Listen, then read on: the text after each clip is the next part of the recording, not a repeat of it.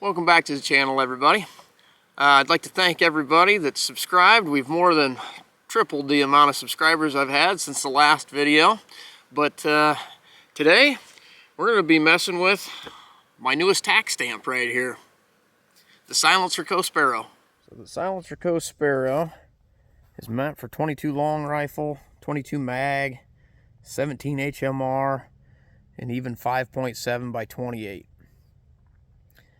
I've got it on my CZ 457 22 long rifle. This thing's proven to be a pretty good little tack driver. I'm going to be using SK Standard Plus ammunition through it today. Almost every CZ I've ever seen has liked that ammo and shot it well. But what we're going to be testing is, I know what the accuracy is that I can get out of this gun without the suppressor, but when putting it on, will it change that? Will it open up my groups or not?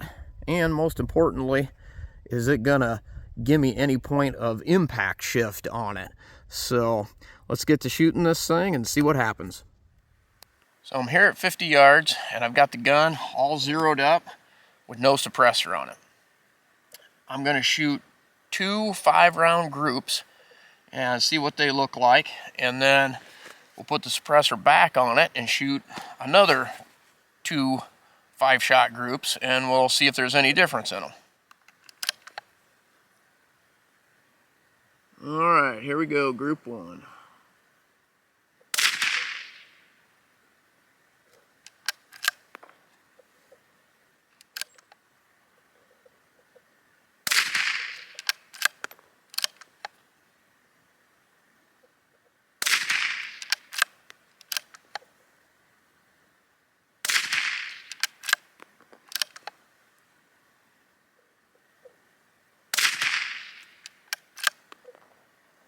That first one was a flyer, but the other 4 were right all together. Alright, let's do the second group.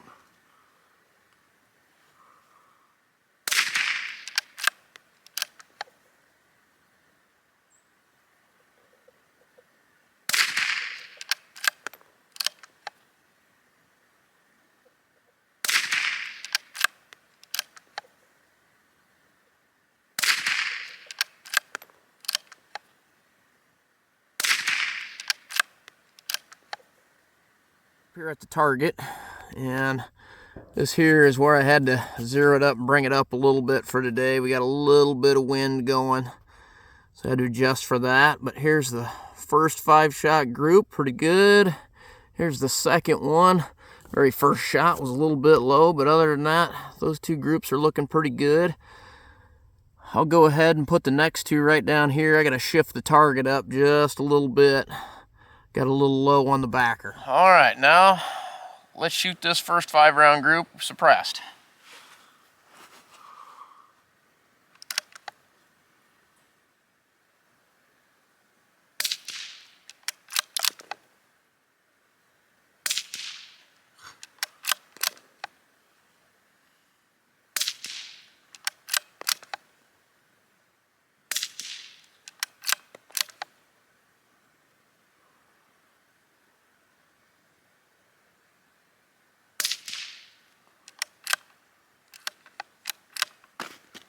There's one group.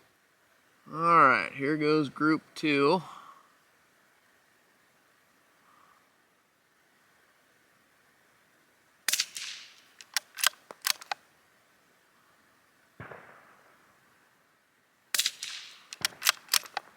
Neighbor's doing a little shooting on the other side of the river too.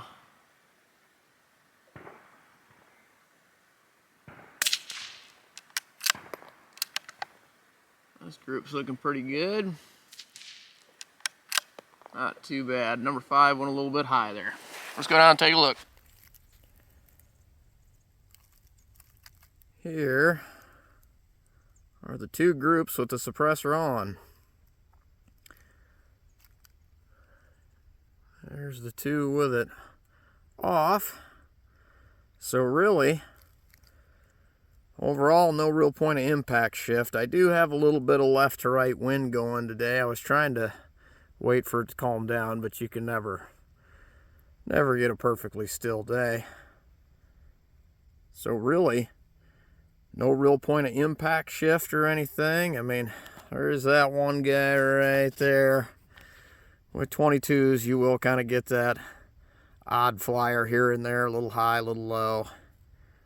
But overall, that thing's holding the group real nice. I'll shoot a few more here with the camera out front, try to get you a little bit better sound perspective with the can on and with it off. I'll put a few on paper and put a few of them on steel.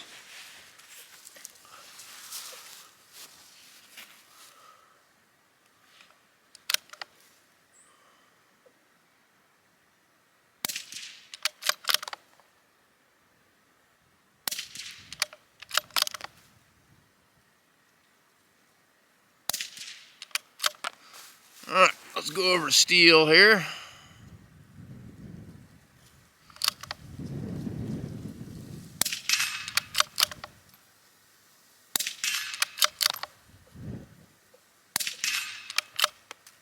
Alright, let's take the suppressor off. Okay, a few unsuppressed on paper and then on steel.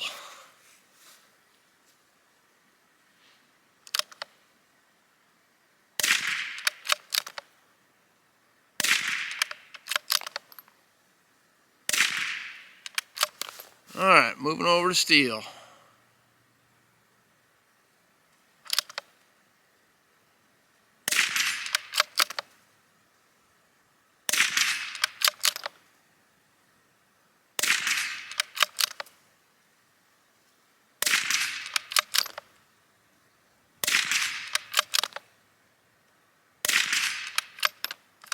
Take them out, yep.